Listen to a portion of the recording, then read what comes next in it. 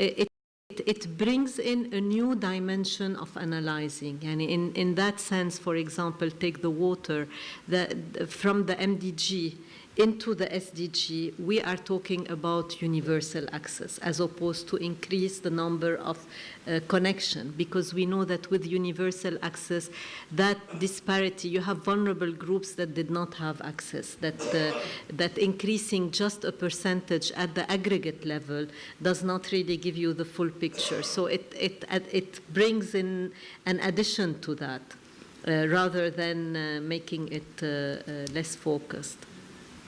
I think. Maybe this has something to do with the feminist foreign policy, or kind of. Maybe, Erik, you can help us understanding a bit better the relevance of the feminist foreign policy for the SDGs? Let me start by saying that I'm quite humbled to sit in a panel with water experts. I'm not a water expert, I'm a lawyer by profession, but I'm trying to learn. And also with a very distinguished audience, but hopefully I can give you some light on the Swedish feminist foreign policy. If you watch the news every day around the world, you might think that men are smarter than women. If you look into the decision-making rooms, you mostly see men. Even in Sweden, actually, if you go to the boards of Swedish companies. If you look to different governments, if you look to this government in Jordan, you have 2 women in the government, and it looks like that around the world. If men were more intelligent than women, then this wouldn't be a problem, because then we had the smartest brains at the decision-making tables. I don't believe that. I believe that intelligence is equally divided between men and women. And if you, in the decision-making rooms, have a domination of men or women, mostly men, you will lose both perspectives and intelligence. And you have said this, that you gain from gender equality. In another way to put it, gender equality is smart economics. It's smart on the ground, it's smart on the macro level, because if you take advantage of the whole population, you are more successful. I understand your question because it's quite relevant. Shouldn't we, is the Swedish feminist foreign policy a way of mainstreaming everything and say we will always have gender equality in everything we do? Yes, that's true. But is it a danger of mainstreaming gender equality? I say that. That's quite controversial also in the Swedish debate, but sometimes we have said we will mainstream in gender equality, and what then happens is that we don't have an advocate there for gender equality, because when it's everybody's responsibility, it's nobody's responsibility. If you go into the UN system, for example, that's why Sweden is a strong provider and strong supporter for UN Women, because you need to have actors inside international society that stands up for this perspective. When it comes to the basic ideas in the feminist foreign policy of Sweden, we are still searching our ways. We are putting flesh on the bones on how we will work, but it's a way of putting feminist glasses on everything we do. To realize that both on the ground, in small issues, you could call them small, you gain from having the feminist glasses. Take sanitation, for example. Go to one of the refugee camps in Jordan or in Lebanon and see the challenge. I know that the UN is trying to do something about it. See a challenge with just where do you put the toilets? Do you have light outside during the nights where you have the toilets? Are they closed where people are living or not? If they are not closed, if you don't have the lights, you don't have the safety of going to the toilets, and you, sad to say, as a letter with the mail, you will, from the post office, you will have more gender-based violence if you place the toilets far away, and you will have women that don't use in the toilets. So that's on the micro level, trying to have the feminist glasses and realize that you can think that a walking distance of 100 meters to the toilet, it's not a big thing, but when it's dark, when you're a refugee, it is a big thing. It is 3 basic components we're trying to work with. One is rights, equal participation on every level. It's extremely relevant when it comes to water. And it's also a way of getting the perspectives in. We know from research when it comes to conflict prevention, it is more effective when you have women at the table. If you have peace negotiations without women, you won't have as sustainable peace. I'm sure that you can find the same research when it comes to water and sustainable development. The third thing we are focusing on are equal resources, and that's of course also equal resources when it comes to how do you spend your time. You started off with women carrying the water. I think all of us has mentioned that sometime, but if you have women carrying the water to the household and managing the water in the household, you have less time spending on education, formal training, you have less of economic empowerment. So what I'm basically saying is that the Swedish feminist policy is a way of looking at all the challenges and realize that if you have a feminist perspective on it, probably the result is going to be better. Finally, even if I said smart economics, even if I said that the result is better, we should never, ever forget that women's rights are human rights. Prosperity will raise if you have more of gender equality. People tend to listen a little bit more. But never forget it's about human rights. It's not only about getting a better result. Thank you. These are very strong and very nice words. So now I'm wondering, is this something that you can use here in the panel, in the work you have? I don't know, can you use it as backup in your own institutions or in your own work ahead? Or do you need something else from Erik who's sitting here? Good, strong words, but also some suggestions, no? In the feminist foreign policy, there's some suggestions and how to work. I was thinking, I don't know, but maybe Maysoon could...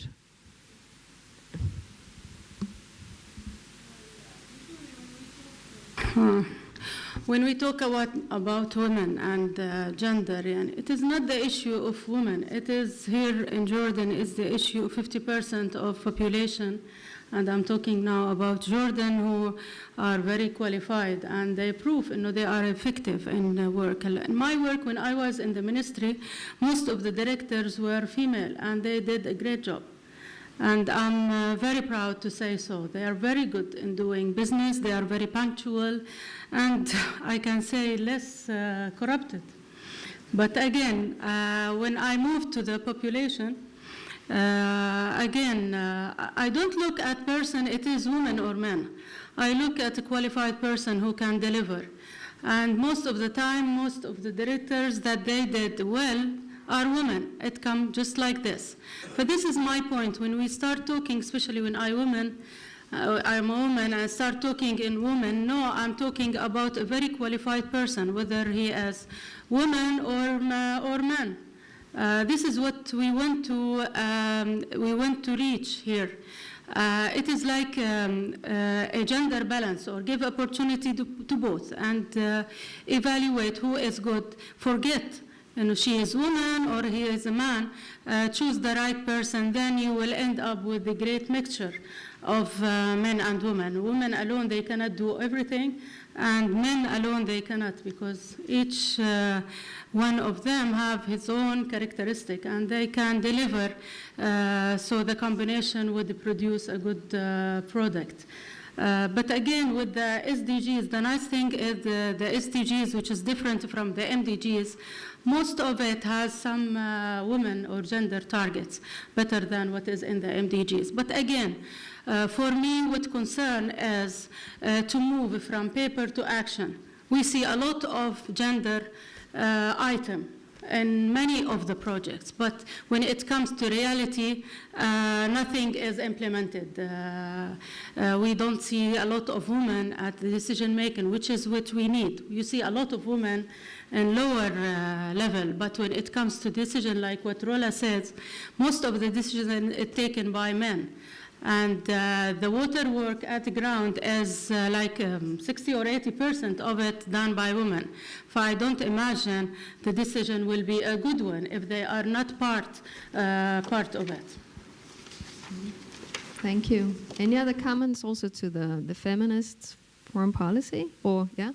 Please, if I may, yes, I fully agree with Ms. Zoubi that she said that the principle would be, okay, let's see who is doing a good job, and without a priori having this distinction, men and women. At the same time, I was inspired by the ambassador when he said, how come there is this majority? Is because they are more smart or what? There is just for curiosity, there was recently a study in Italy, where I come from, at university level, looking at gender, where they have found the results basically were that women get better vote, better score than the men, but the same groups, when they go in the society, they have less opportunity for job. And when they have a job, they are less paid than the men. So there is an issue of opportunity and equity of opportunity. That's for sure. Interestingly, we have experience in the field. We had some years ago a project on integrated pest management, where you need, facilitator, farmers, and so on. One of the conditionality to implement the project was that we needed to give equal opportunity to men and women. So there was women that were working in the farm with the family farmers that were participating to this. At the end, it came out that the women were much more able to distinguish disease on the plant than men. So the performance of their capacity was higher. That's why I was telling before, sometimes you get surprised from the results. And I have one case in which the family, and I think it was from Jordan, the lady, I have a name, I can find out and tell you. The family where she was part of and working in the farm, at the end, when they died, the family head, the father, basically, the head of the family died, they gave the management of the farmer to her, not to the boy.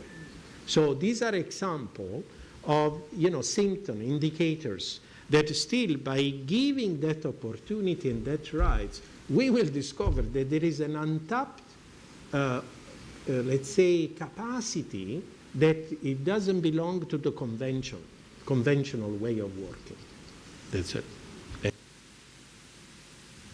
Thank you. I see you all writing. Do you have a comment? Question?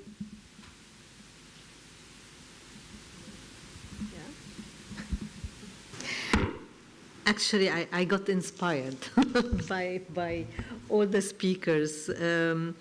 I think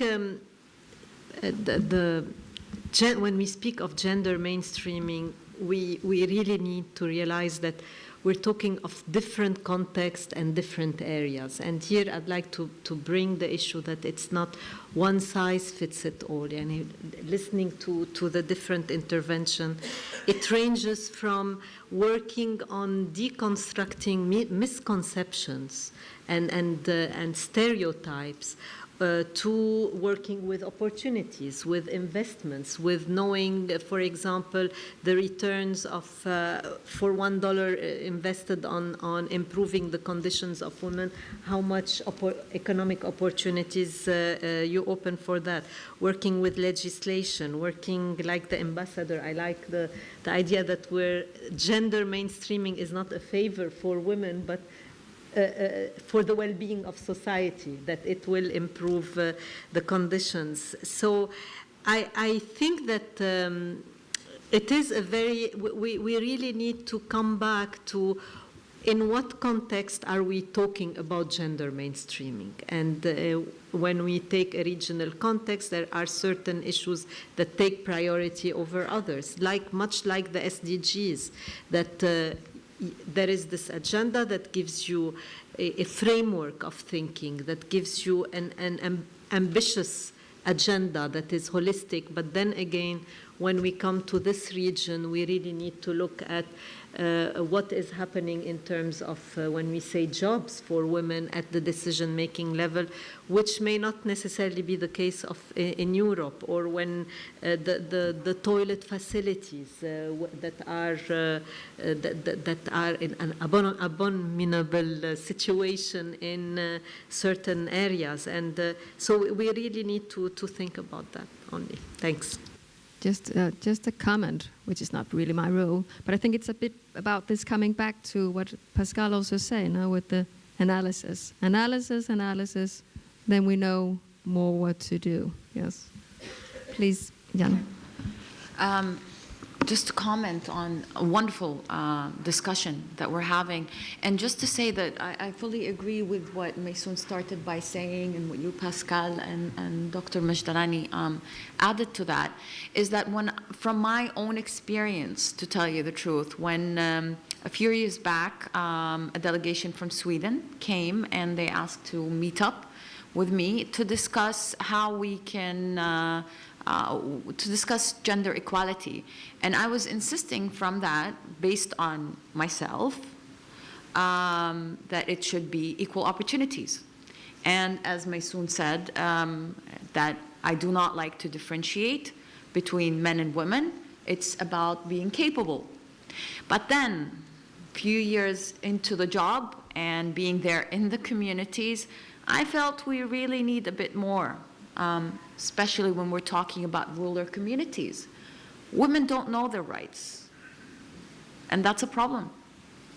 Men don't support in many of course, I'm not generalizing, but I'm talking from in different cultures or in different societies.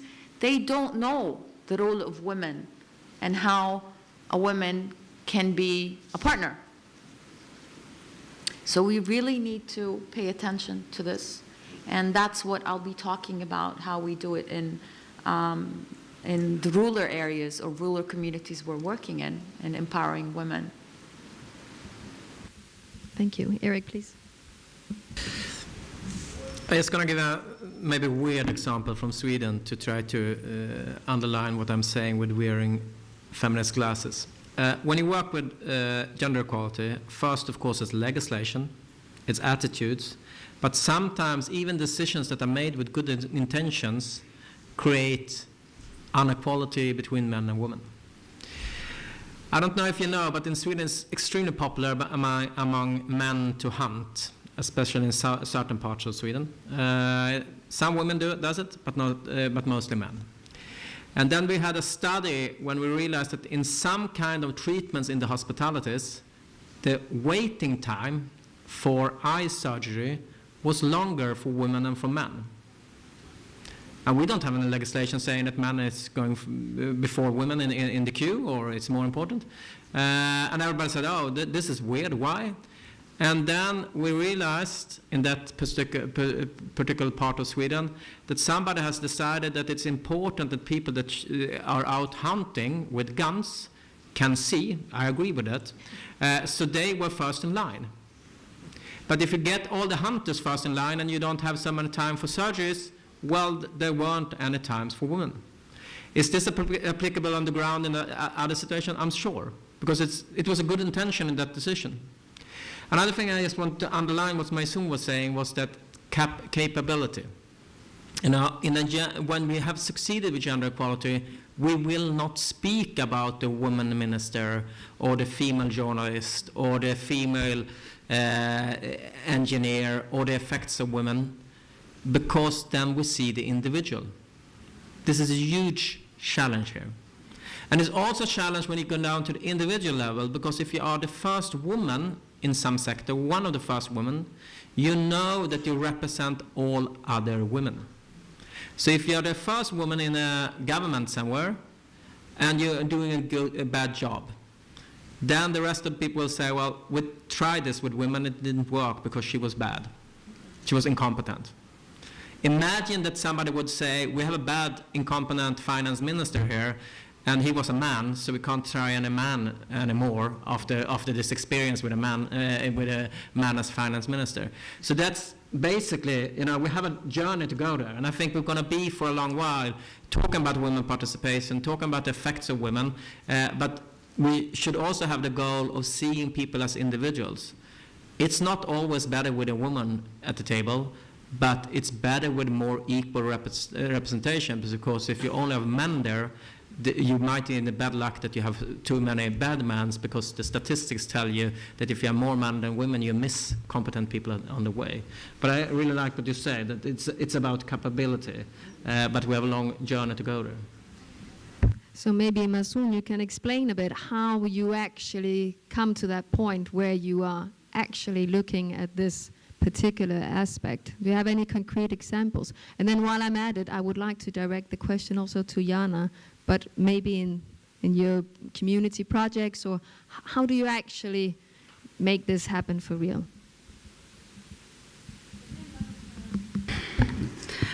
Like I said, we have the gender policy. It is important, again, I will say it many times, we have to move from paper to action. Actually, gender policy are in